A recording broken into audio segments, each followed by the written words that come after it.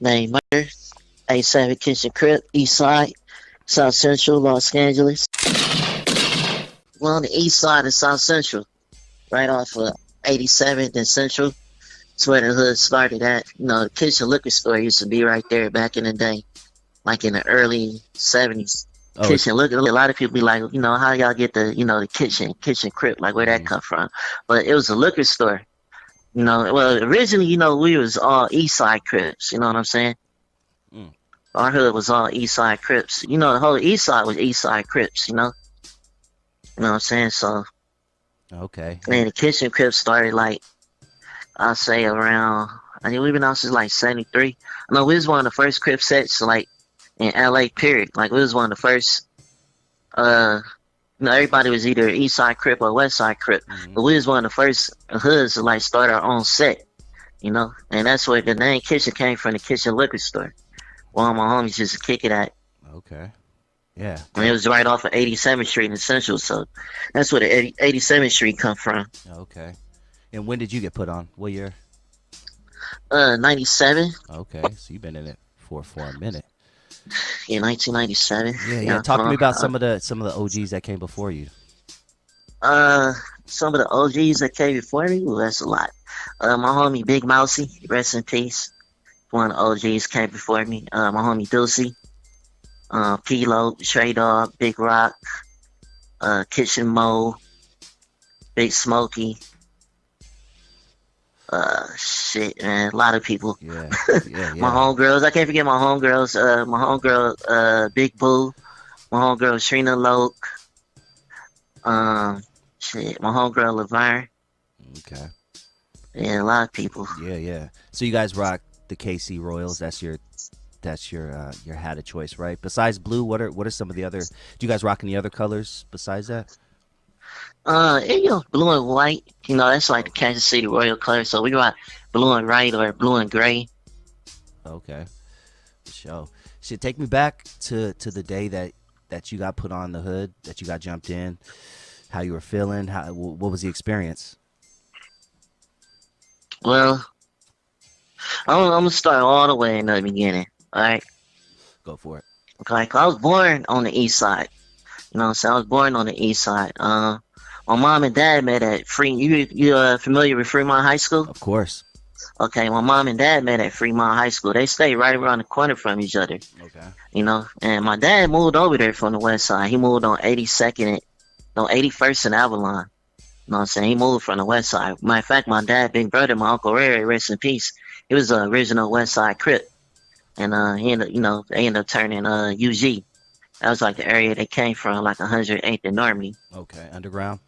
Yeah, but on my mom's side, over there in that area, you know, that was all Swans.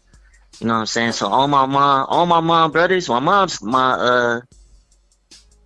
you know, she like was my grandmother's only daughter, you know, and she had 4 brothers, so my mom was the only girl. But all my mom brothers, all from Swans. They all from 80 Swan. Okay. And it's crazy because, you know, they end up being, that's like Kitchen's worst enemy, That's you know? right next to that, isn't it? Yeah, right across Central Avenue. Yeah. Central Avenue is the borderline, the dividing line between us and them. But I stayed over there till I was like about 6 years old. You know, I stayed over there till I was like about 6 years old. And then my mom, you know, my grandma, actually, we lost the house over there, you know? We lost the house. So it was me, my grandma, my mom, and my 4 uncles staying in that little 2-bedroom house right there. But we ended up losing the house, so everybody split up.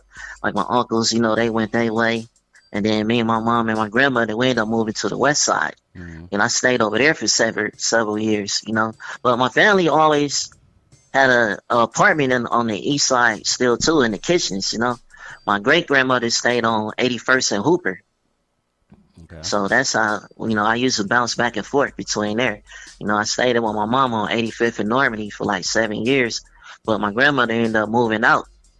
And then she ended up moving. When my great-grandmother passed away in 1986, my grandmother moved in there like about a year or two, like a year later. You know, so I'll be back and forth between my mom's house on the west side and then my grandmother's house on the east side. You know, I went to LaSalle Elementary with the Horsemen. That's where I met like a lot of H-Trays there. Okay. That was like predominantly a lot of H-rays and roller 60s that went there at the time. Were there a lot of different hoods at that particular school? Or was it just mainly H-rays? Yeah, had a lot of taggers there at that time. Okay. You know, they ended up turning Crips. Yeah, like KWS and KCC. Exactly, and all exactly. Yeah, K-Dubs went there. ATC. Okay. Nothing But Trouble was ended up being Nothing But Trouble. TNT. That's Crip. Yeah. We Don't Care. They ended up being, We Don't Care Crip. I used to claim ATC back in the day. Addicted to Crime. They ended up being a Serranio gang. Oh, okay. Okay, so eventually my dad, him and my mom ended up breaking up like before I was even born, so my dad, he ended up meeting his wife like years later, and then they stayed around in the LA area, LA Inglewood, for like about 10 years, and then they ended up moving to the IE area, Rialto.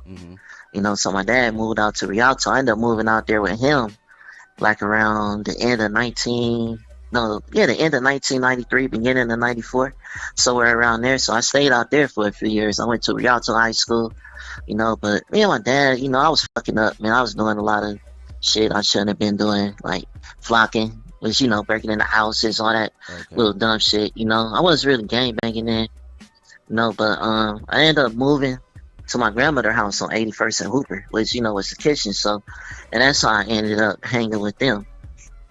And one of my best friends at the time was doing that Lil Wolf. He stayed right down the street from me, And me and him had met one day. I was on my way to school. And I was going to this little weed spot to buy some weed. And I was short on the money. And like the dude was like bullshitting with me, I'm like, damn, cuz I'm only like $2 short. I'm like, man, go on, give me the little sack so I can go about my business, take my ass to school. He like, nah, man, you short. I ain't messing with you. But Wolf was like, man, don't even trip. He like, no, I'm gonna buy it for you. Like, it ain't nothing, So he bought the little weed sack for me, and that's how me and him ended up meeting. I didn't even know who he was at the time, Then, I ended up meeting him, hanging with him, and that's how I met the rest of the homies at the time, Then eventually I started hanging with the homies, and one night I was over there, we was hanging out. Some of the bigger homies was over there. They like, man, you ready to get put on? I was nervous as fuck. I was nervous, but I'm like, fuck it, I ain't finna back down. I ain't no punk, So when the alley squabbed, and that was that. How long did it last? Do you remember? About a good minute or two. That's a long ass minute, dog. Right? How many people was it that you had to go up against? 3. Okay. Damn. And bigger dudes? Bigger than you? 2 of them were. The other one's like about my size. Okay. You can look back now. Like, what was your core reason for joining? Money. Okay. Oh, okay. I seen the way my homie Lil Wolf, he was only like a year older than me. He already had a car. He was having money. He was hustling, doing his thing, So that's what I wanted. I wanted money. I wanted, to hustle. And, that was one of my main reasons for joining. Okay.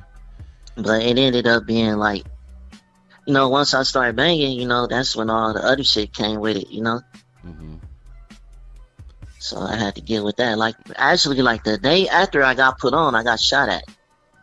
Damn. I got shot at the time. We was beefing real tough, like with the East Coasters, with the 7-6s and 8-9s. Wow. And some 7-6s that came through. One of my homies gave me a hat, and it had Kitchen Crips spelled out across the hat. God damn. And we seen dude hop out the car and everything. He ran towards us, started shooting. And like one of his first shots, like bam, shot the hat right off my head. After that, I ain't wear no hats for like a minute, I ain't wear no hats for like a minute. I was like, damn, it could have blew my head off, Right. Luckily, he ain't hit nobody though, Grace of God. He was only right across the street from him. He was on 82nd and Hooper.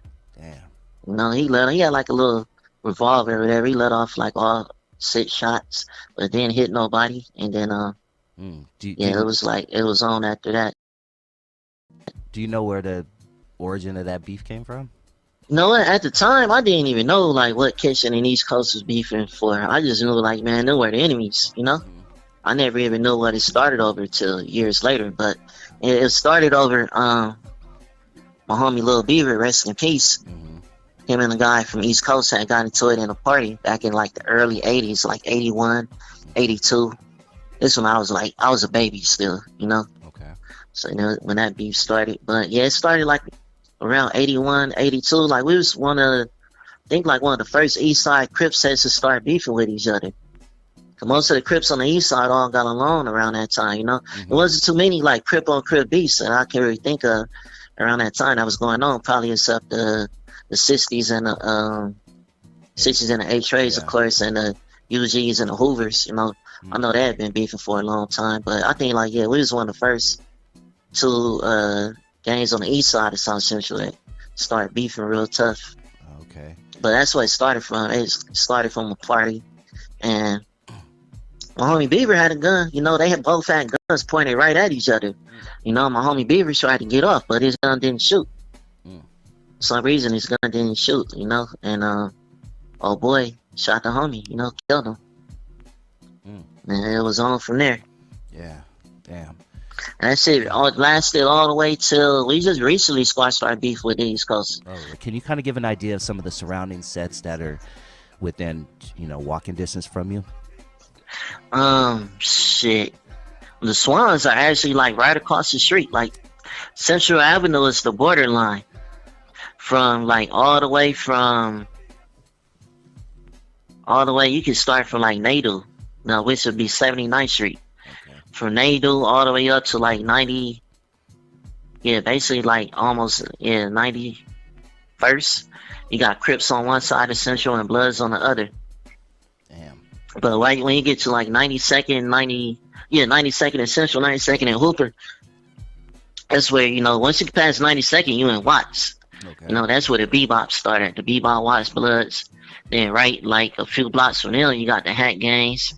And then a few blocks from there, you got the Watts Compton Avenues, which are allies of us. We push KCAC. You know, we just clicked up with them. And then explain that. What does that mean? KCAC is Kitchen Compton Avenue Crip. Okay. That basically started from us both. Cause they was beefing with the East Coast too for a while. You know, I can't say like when did they start beefing with them or when it started over, but I know like they basically was they enemies was our enemies. So you know we came together, and that's how the KCAC formed. Okay. And you're just mentioning Crips and Bloods, and you also got Latino gangs in right. Yeah, mainly the F-13s. F-13s are all through there. Okay, that's probably the biggest. They one of, you know, biggest Hispanic gangs in LA. Period. Probably right up there, you know, with the MS-13 and 18th Streets. What are your thoughts? They go from like 92nd all the way down there to like Slauson. Yeah.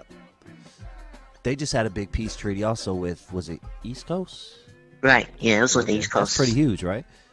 Yeah, it was real huge. I didn't think that was going to never happen. Yeah, that's fucking huge. Especially on all the, you know, been a lot of deaths on both sides, you know, so it'd be hard to squash beef, especially after there been a lot of bloodshed, you know? Yeah.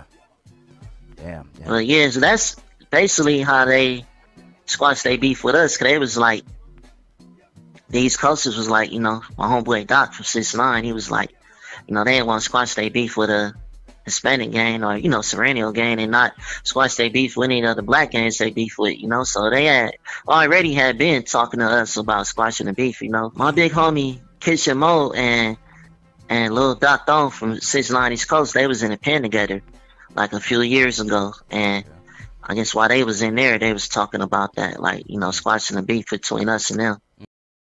Kitchen Crips, they're spread out throughout the country, right? Right. Yeah. What are some states that they would be in? It's a lot of us in Tennessee. We got a whole lot of homies out there, like in Memphis, Mount Pleasant, Nashville, I think. Okay. You know, it's a lot of homies out there in Tennessee. We got a lot of homies in Seattle, Colorado Springs, St. Louis, Arizona, Atlanta, New Jersey, Pennsylvania. They got homies in Philly, Pennsylvania. I think Baltimore, Maryland. And it's safe to say that the reason why it spread out was early to mid '80s was because of the crack and movement of drugs, right? Right. Yeah, that's how a lot of it started. You know, my older homies going out there hustling and recruiting, putting people on.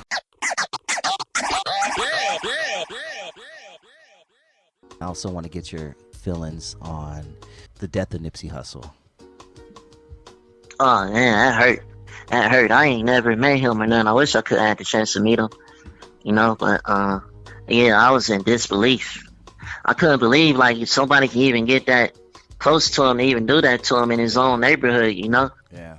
And then I seen the video, I was like, like damn, how you got all these cats out here with you and none of them got no straps? Like, I seen like people take off running, and yeah, I was like, damn, Yeah. How close? But how close you guys to the 60s?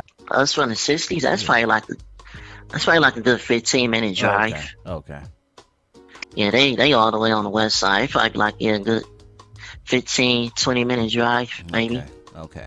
So you have no relation, like there's no ongoing beef or anything, like there's no history between your hood and the 60s from what you know?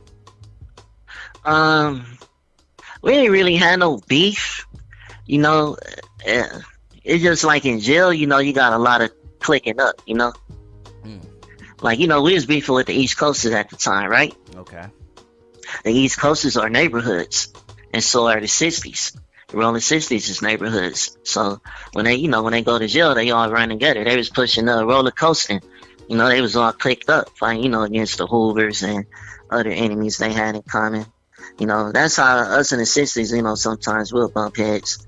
Okay. In the county because, they was with the, with the East Coasters. And then they probably didn't like us because we used to hang, with the gangsters, like we was cool with the Broadways, with the Avalons, they gangster Crips, gangsters in neighborhoods don't get along. But like on the streets though, like we ain't never like really had no problems with them. Like, and none of our homies ain't never did nothing to them. None of they homies ain't never like killed none of us or nothing. Did you ever in a million years think that there would be Crips and Bloods in Australia and the Philippines and never. That's crazy, isn't it? But yeah, never. It's crazy. I was following this guy on Instagram from 8 Trey Gangster, and he way in fucking Brazil. Yeah. I was like, damn, they got 8 Trays in Brazil? Like, and they out there banging hard too, Yeah.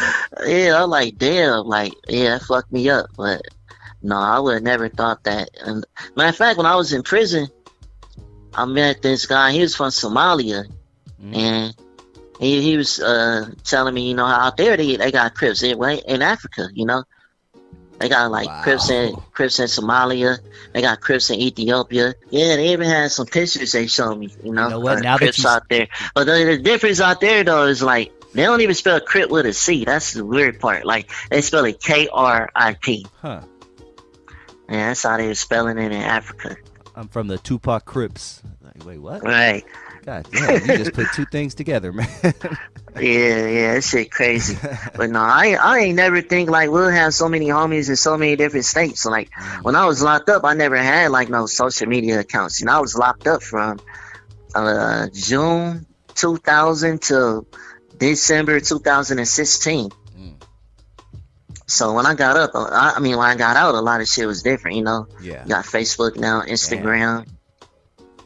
Damn. When I was in there, I never had no social media. So once I got out, I started being on social media. That's when I started like running across a lot of homies from a lot of different states, and I kind of blew my mind. Like, damn, I ain't never think like we'll have kitchens all the way on the East Coast in New Jersey. Speaking of New York, New Jersey, even some of the Midwest where they ride the 5, they ride the 6, the star, 6-pointed star, 5-pointed star, and all that. Yeah, that's that GD. What are you? Yeah. That's that GD and Vice Lord. Vice Lords, yeah. Yeah, but they've aligned with one aligned with the Crips, one aligned with the Bloods, and they've kind of they've taken over that as well. Where you hear Lil Wayne talking about what's popping. What do you say? What's popping 5? Popping 5, popping slime, all that. Yeah, that's not real. Like, what are your thoughts on that whole other side of that?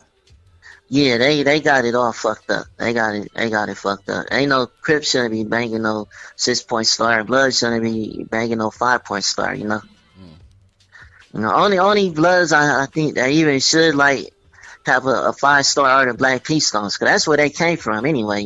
Yeah, Chicago. Black Peace. Yeah, they originally came from Chicago, but from T. Rogers came out here and started them in L.A. So that's why some of them be repping the 5 or whatever, but. All them other blood gangs, They be repping the 5. That's nah. Or Crip gangs repping the 6. Nah. Crip and GD is, you know, 2 way different things. You know, 2 different, you know, street organizations. How long were you locked up again? 16 and a half years. Man, I was down there half my life. Man, I went to jail. I was 20. I got out. I was 37. I just turned 37. Damn. What was the charge? Man, I'm gonna tell you. All right. Originally, in the year 2000, I got locked up for possession of cells. Okay. I got caught selling drugs, selling dope in my neighborhood. They gave me 4 years with 80%.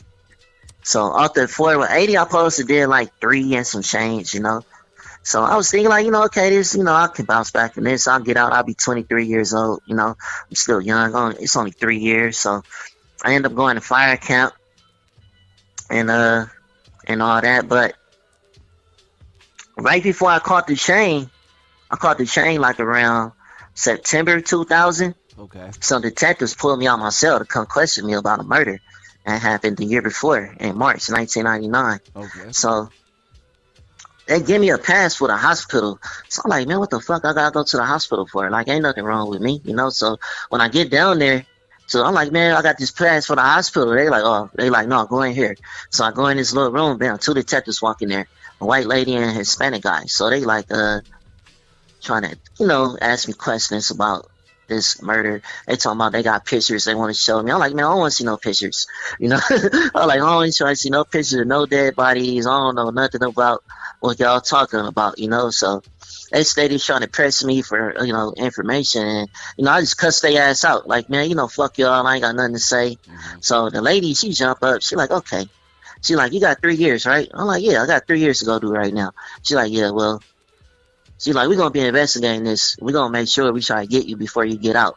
Damn. So I'm like, man, whatever, man. I ain't tripping off of it. So I'm thinking like, man, they ain't got shit. I'm like, if they had shit, they'll charge me, you know?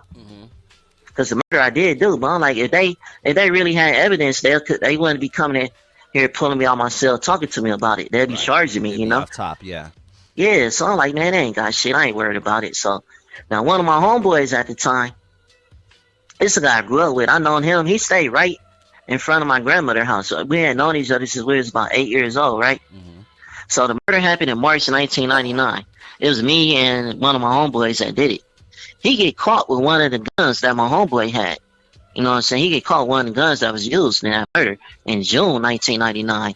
He go to the county jail. He was only 18 at the time. So he go to the county jail. He do a few months in the county and then they let him go. They never questioned him about the murder about that was on the gun, you know, about the, you know, every time you get, you know, they do the ballistics and all that stuff, right? Yeah. So the ballistics came back saying his gun was used in the murder, but they never went to question him about it. So when I got back to my cell that day after they came to question me, I called them. I'm like, bro, look, man, these punk ass detectives, you know, they investigating this shit still. I'm like, look, if they ever come talk to you about that gun, I'm like, man, just tell them you found it. I'm like, man, you already did time for it. I'm like, they can't double charge you, you know? I'm like, that'd be double jeopardy. I'm like, man, just tell me you found that gun if they ever try to bring up the murder that's on it, you know? He like, oh, you know, for sure, cuz, you know, I ain't gonna say nothing, you know? I'm like, all right, cool. Man, so one day I'm at fire camp. This 2002. I only got like a year left. We came back from work one day. They like, oh, we rolled all your property up. I'm like, rolled all my property up for what? They like, oh, you going back down to the LA County. I'm like, what the fuck am I going back down to LA County for? They like, man, we don't know. So when I get back down to LA County, it took me like about 6 days. I laid over in Delano in the reception center for a few days. And then once I got to the LA County, that's when I found out I was being charged with murder and 2 attempts. Yeah, come find out the guy I was telling you about that got caught with the gun. Yeah. They went to go question him like a year later, and he ended up telling. He told everything. He told them shit he didn't even have to say. Because the police was like, well, you the one got caught with the gun. They like, man, we gonna charge you with this murder. That's how they played him, you know? And he got scared. He like, man, I ain't finna go to jail for no murder I didn't do. He like, man, I know this girl that saw him do it. So, man, that's how they got a witness. You know, and at the time when we did this murder, it was 2 girls in a car smoking weed. And one of them knew us, you know, because she stayed in our neighborhood. Okay. But she used to be over there with the Swans, you know, hanging with, she had like friends, you know, like, you know, her little girlfriends and stuff stayed over there. Yeah, so She seen us when we did it. She was in the car smoking weed with tinted windows, but we didn't see her.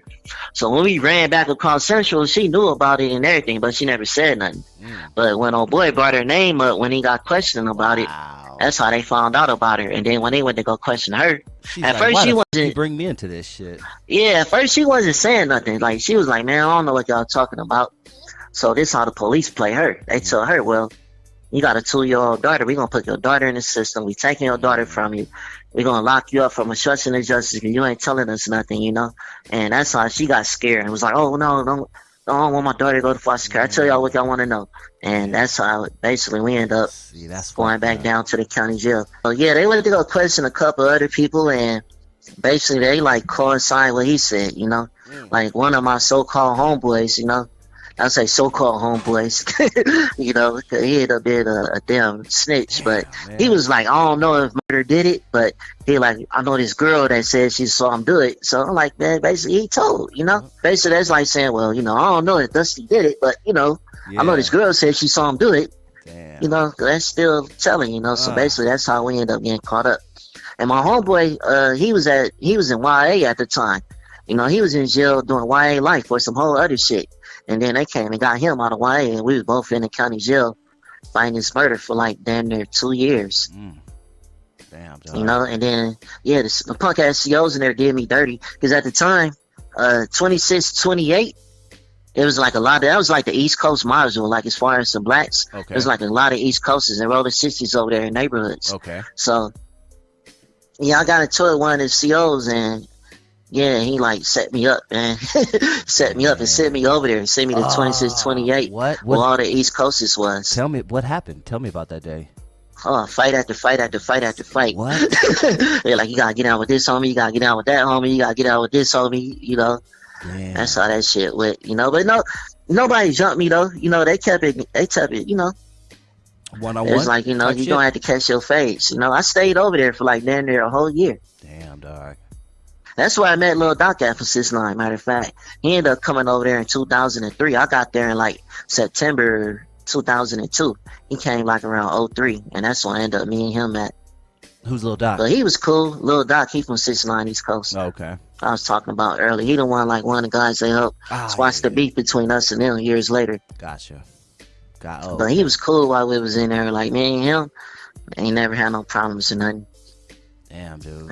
That's and he had told his homies to like, you know, like man, y'all might as well leave him alone. He ain't rolling up. He ain't going nowhere. Like he been over here all these months and he ain't left, you know. Yeah. So, but damn, dog. yeah, I went through a lot of shit up in there, man, in the county. You know, around that time there was a lot of riots, like with the blacks and Hispanics. And what prison are we talking? This when I was in the LA County Jail. Okay, gotcha. And then from the LA County Jail, I went back to reception. And from the reception, I couldn't go back to fire camp because of my case and all the years I had now, you know. So I ended all my points that went up too. So I ended up going to a level 4 yard. They sent me to high desert, way in fucking Susanville, California. You know, and where it's cold, it's snowing. You know, it's like 90% white. All the COs up there is white. A lot of them are related. A lot of them are racist, very racist. Okay. You know, and yeah, I was up there for like 5 years. What's that like, walking in that first day? Walking in, when I got there, it was on lockdown. You know, it was already on lockdown for like a riot that had happened between the blacks and the Southsiders. No, but basically, yeah, all the Crips, you know, they all run together. You got a lot of, like, up north. I was in Northern California, because we, like, High Desert is, like, the second farthest pen next to Pelican Bay, you know? Okay. It's, like, in the corner of California, and it's close to Nevada. Like, you get a lot of Nevada, Reno television stations out there in Susanville, California, you know? But all the Crips, you know, you got a lot of Northern Crips from Sacramento. You know, that's when I met a lot of them. I met a lot of Crips from Sacramento. I met a lot of Crips from Stockton there. I met my homeboy Nut. He from the south side of San Jose. He a Crip from there. I met Crips from Garden Block there, from Sacramento. I met Crips from North Side Gangster Crip in Stockton there. Yeah, you know, it's a lot of Northern Bloods. So I met a lot of Bloods from Sacramento. You know, like guys from Oak Park, Meadowview, the Heights. But basically, like all the Bloods, the Northern Bloods and the Bloods from like Southern California, they all was, all together. Now, and then all top, the Crips was all together. Now, off top, do you have beef with the Bloods, even though you guys have no history with their particular blood set? Like off top, are you, like, is it on site with, let's say, a Blood from Vacaville or from Fresno or something? No, it don't be on site. Okay. It don't be on, not between the blacks. Like once you get in prison, like it's race. especially in a level 4 yard, all that, crippling, basically it's like a race thing, Yeah. All the blacks are together, same for them. Together. Like, on the streets, the NMS and 18th Street are worst enemies. But, once they come to jail, that's over with, They all together. And basically it's like the same with the blacks. Like once we get to the level 4 yards, we get to prison, it's like all that shit, that's all come to a cease. Explain. Because when it come down to it, right, it might be a Blood or somebody from East Coast or wherever, they might have to have my back. I might have to have their back, Explain to everybody what level 4 yard is. The level 4 yard in California is the highest yard you can go to. Most of the level 4 yard is like 95% lifers. And so basically people that's doing life, doing like 20, 15, 10 years. You got a lot of time. Most likely you're going to start off on a level 4 yard. And then once your point drop, if you stay out of trouble, the points will drop and then you go down to a level 3 and then possibly a level 2. Where would a snitch fall in? A level 1? They got snitches on level 4 yards. Okay. They got, half of probably more than half of the California prisons now is PC. Whoa. Like down there, every prison got a 50%? PC yard. I say like down there 50%. Like every prison I've been to down there had a PC yard. So does that mean that 1 out of 2 people tell, basically? Is that what that means? Not tell, you got a lot of people that are dropouts. Like, they don't want to be whatever they was. You got a lot of people that drop out, Northern, drop out Southsiders, drop out BGS, drop out, a whole lot of shit. Okay. You got a lot of child molesters, rapists that be on PC yards, people that can't walk the main line, basically, Don't mean necessarily they snitched on somebody. Yeah. It may be just the shit they in jail for. That's why they can't walk the main line. Thank you for tuning in to Dusty Vision TV. Please hit that like button if you have not already.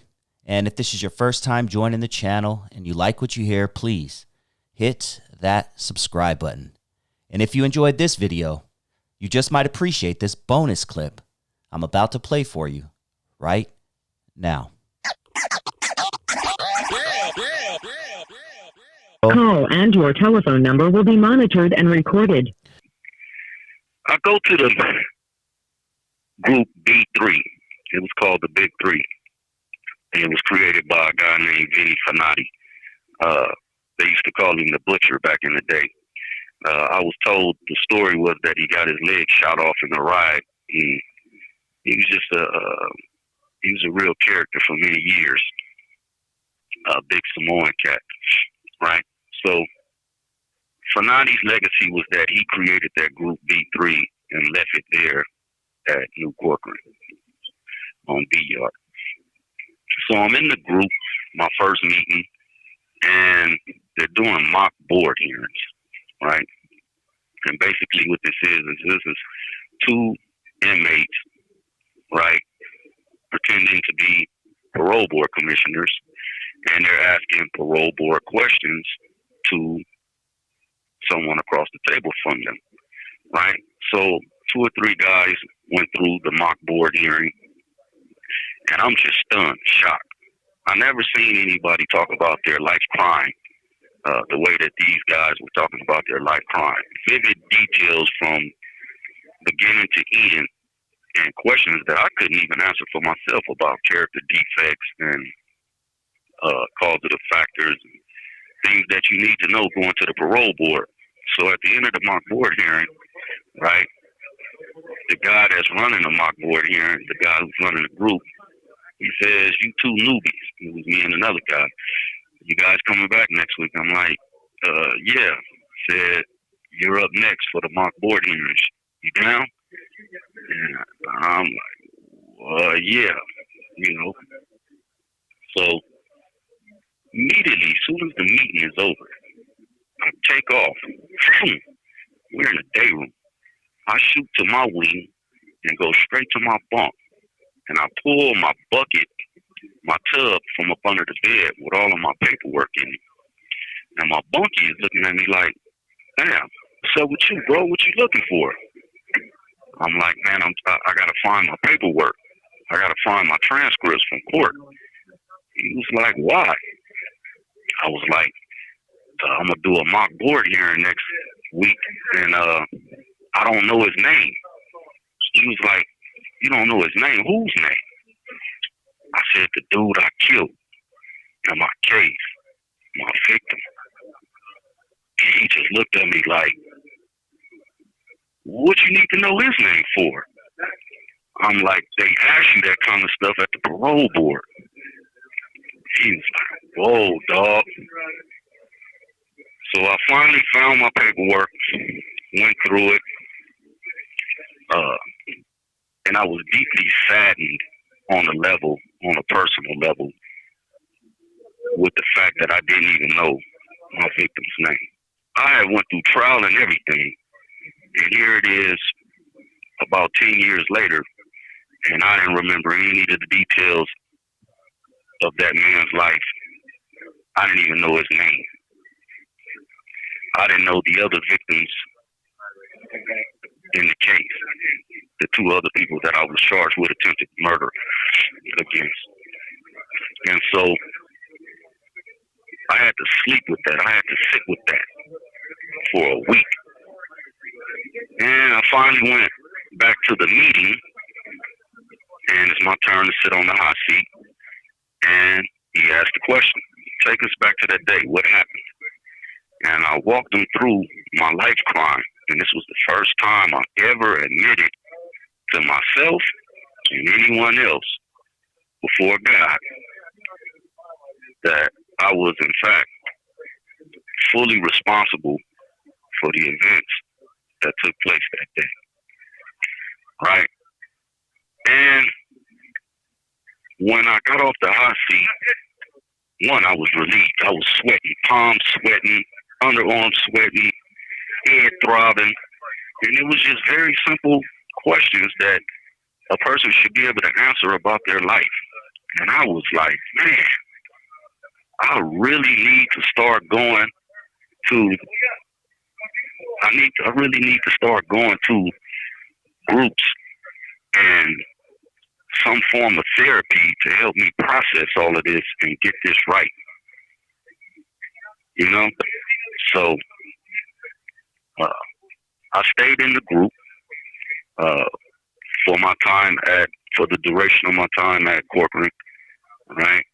And eventually, about 9 months go by, right? And this whole thing about the Department of Corrections realignment strategy started bubbling, right? And what that is that the California Department of Corrections had decided that it was in the best interest of the population and their department to mix the people that were in protective custody or sensitive need yards back with the general population. They called it realignment.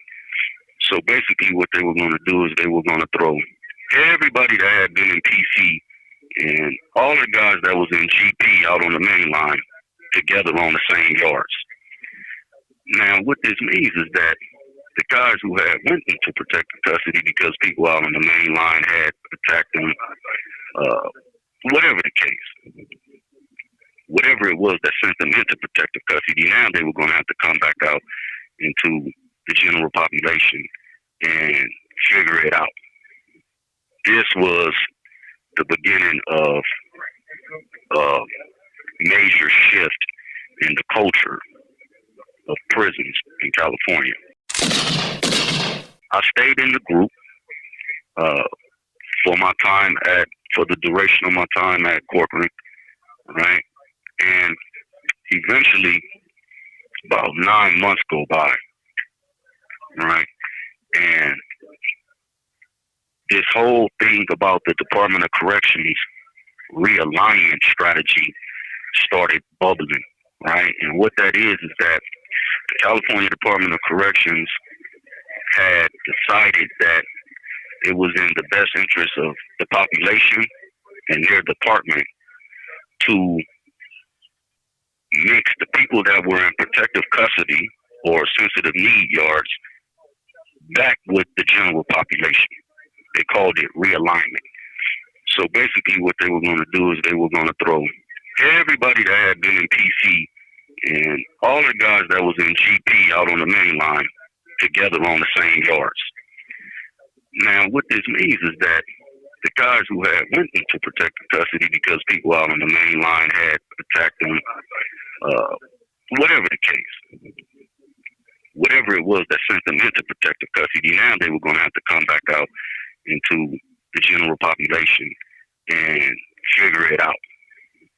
This was the beginning of a major shift in the culture of prisons in California. Most prisons were resistant to this idea, the prisoners, rather, saying that them dudes come out of protective custody. This call and your telephone number will be monitored and recorded. They try to send me to a yard, a protective custody yard, off of the main line. It's going to be bloodshed. It's going to be war, right? At this time, all of the prison gangs in California had reached a ceasefire agreement, meaning that basically a peace treaty in anticipation of the changes that was coming, right?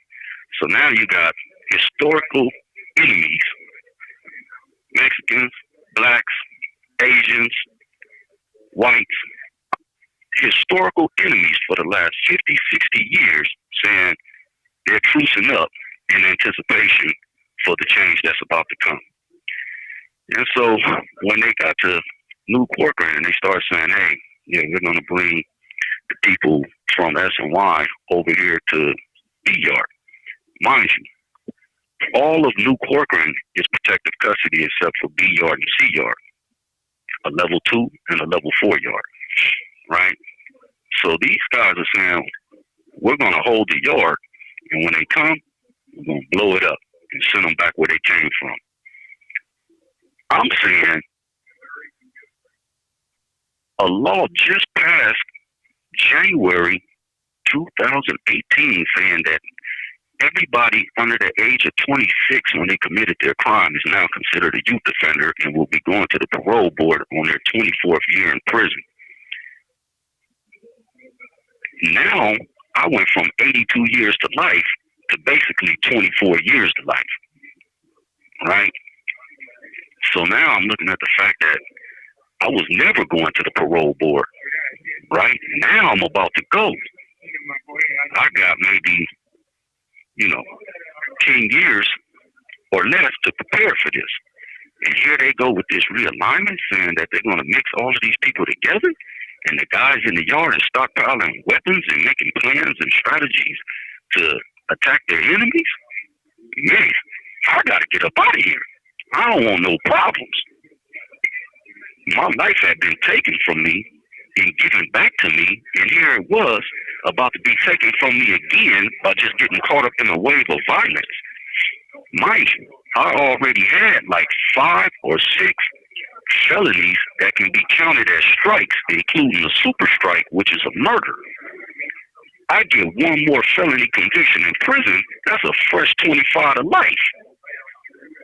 On back of the youth offender day. This is trouble for me. So I'm thinking to myself, bro, I gotta get up out of here fast. So what I do, I said I want to go back to level 3, one of the yards where they're not mixing the populations, because they want to do this stuff down on the level 1s and level 2s. They hadn't started doing it on the level 3s and 4s yet.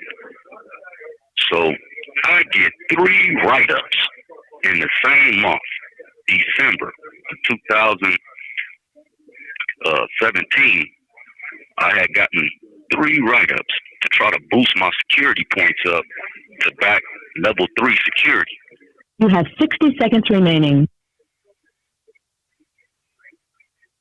And the irony in all of this is that After the 3 write-ups, when I went to committee, they said you still got level 2 points once we calculate your good time this year. You're still going to be level 2. What are you going to do? I took a deep breath and a moment to think about it and told them, send me to CMC, the California Men's Colony, West, the level 2 yard. They said, why you want to go there? I said, so I can start my life all over again and participate in the self-help groups and programs that they have available to us there. They looked at each other in that room, the people that made the decisions, and they called me on my bluff. They said, we're sending you. So we pull up the CMC West, right, level 2. And there's like a little road that goes through the prison yard. This is something I've never seen before. You got to remember that CMC West was initially part of Camp Roberts Army, right? So it's barracks, old school barracks. It was also used as an internment camp for the Japanese during World War II, right? So we pull up in the West, right, going down the little road inside the prison, and I'm looking at all of these little barracks, and I'm thinking to myself, damn, man, this look like the projects in the South, you know, little road projects. So we get off the bus. I get moved into a dorm. I end up going to dorm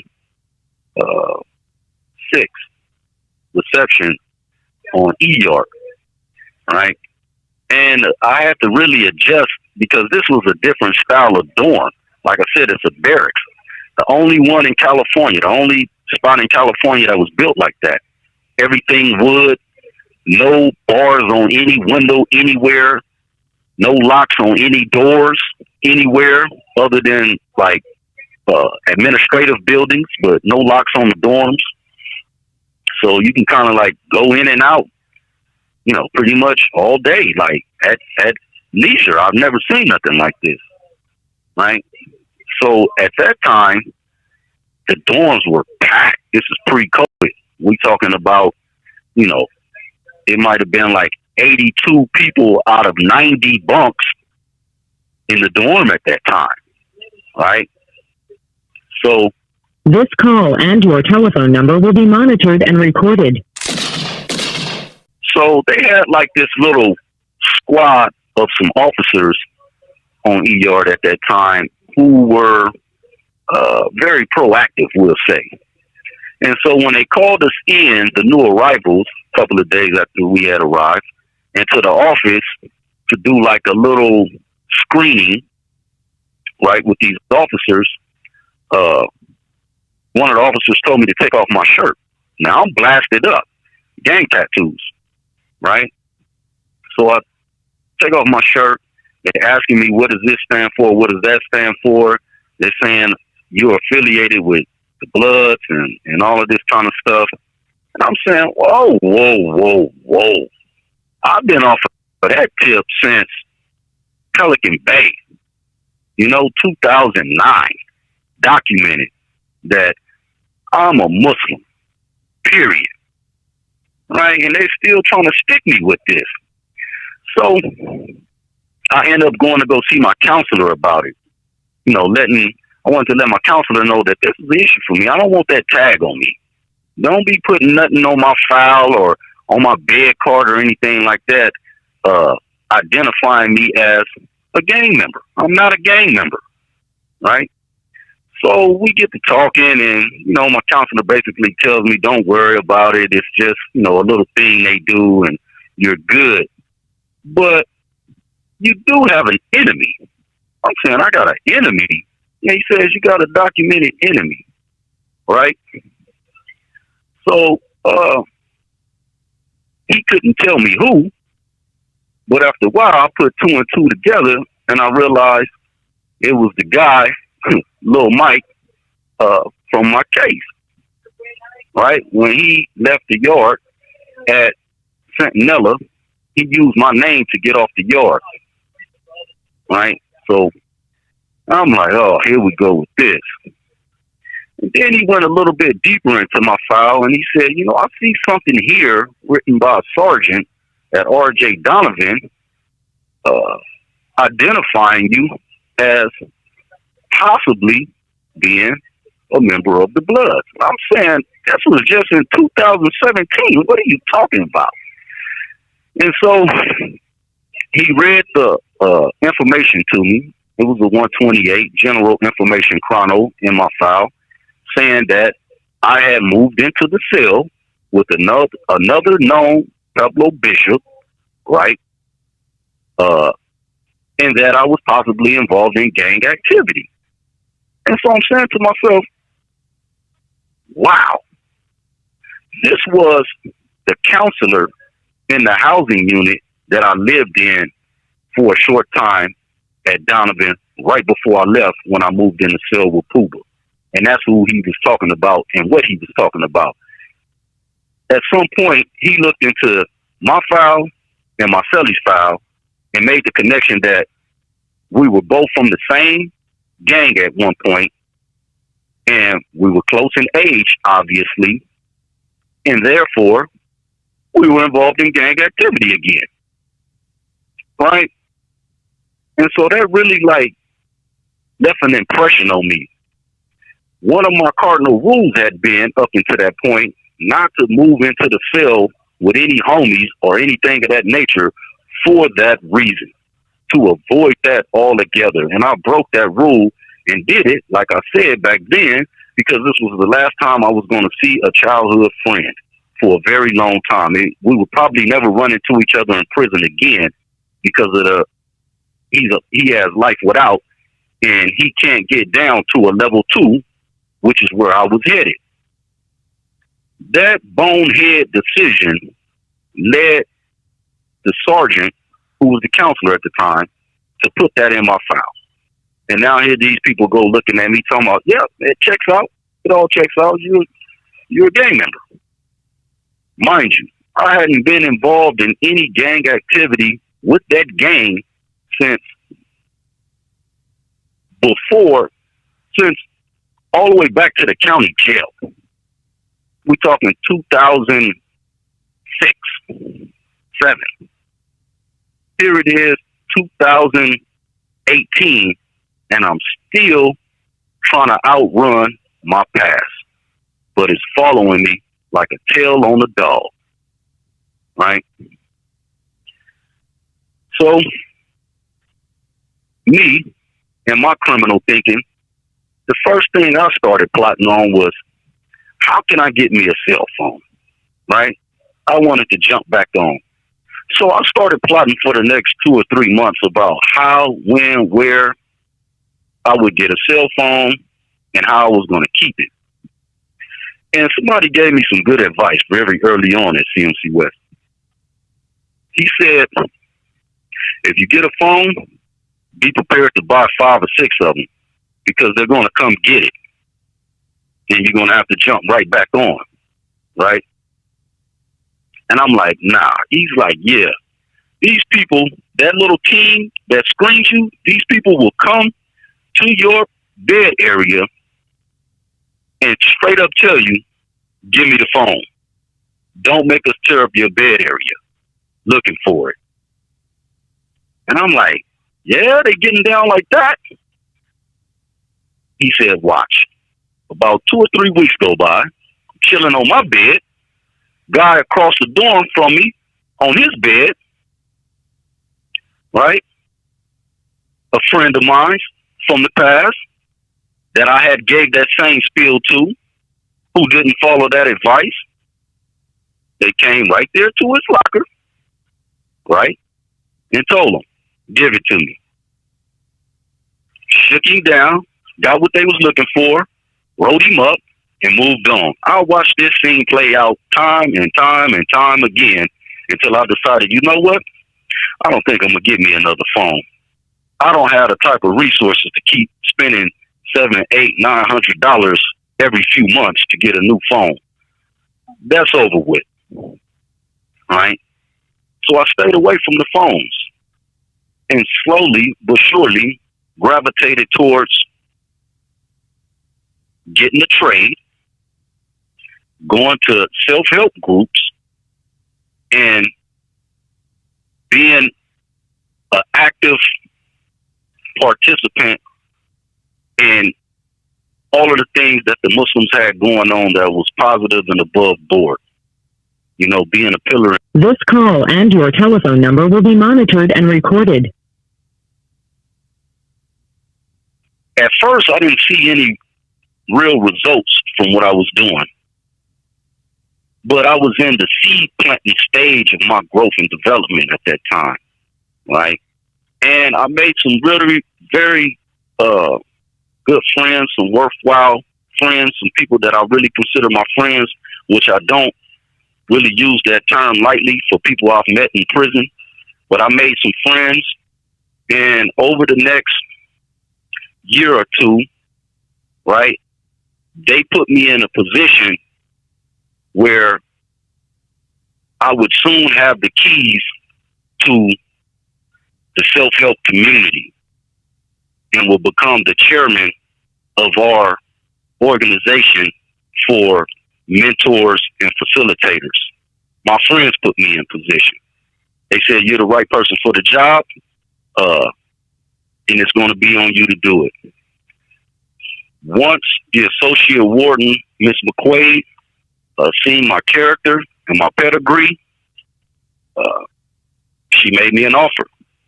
You can come over here and work full-time in the library and run the self-help programs in CMC West. You'll work directly under me, or you can continue on your positive programming journey that you're already on, stay in vote, and do your own thing. I thought on it for about a month. I took her up on the on the offer, and she moved me into my new office immediately. My life has never been the same since, and I gotta send a shout out to her and thank her for all the great things that she did for us that no executive manager in any prison that I had ever been in up until that point had done. Like actually coming to group and participating in group like she was wearing blues. We're talking about a 60-something-year-old white woman, well-to-do in life, educated, business background, sitting in group with the hardest of the hardest, popping it. You have 60 seconds remaining. And things went smooth for me.